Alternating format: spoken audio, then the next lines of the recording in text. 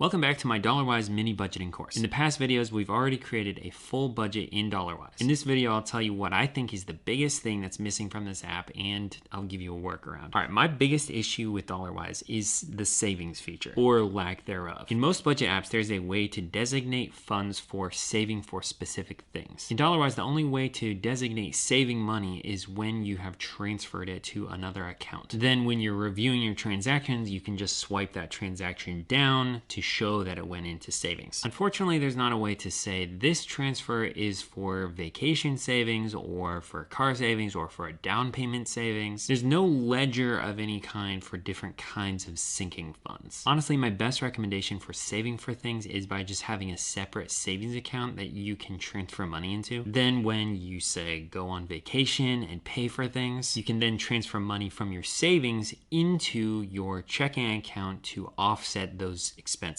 Then Dollarwise will show that you have an abnormally high income for that month, but it's to offset the abnormally high expenses. At least then it balances out. I wish I had a way for you to split up your savings into different funds. The good news is a lot of banking platforms nowadays actually have ways for you to split up your savings into different goals. So I would just find one that can do that for you. To be clear, there is a savings and investing category that you can put transactions into, but it still doesn't allow you to designate what exactly that savings is for. Otherwise, honestly, I wouldn't say that there's anything else significantly lacking with this app. It's got the basics anyone needs for being successful with a budget, except syncing funds. Fix that and now we're talking. All right, that's my mini budgeting course for Dollarwise. Give this a like if you found it helpful, and subscribe if you like more content like this. And stay tuned for any update videos in this mini budget course because if Dollarwise comes out with a feature that I think needs to be covered, then I'll make a video about it. And also I'm gonna make more mini budget courses for other budgeting apps just like this. So subscribe.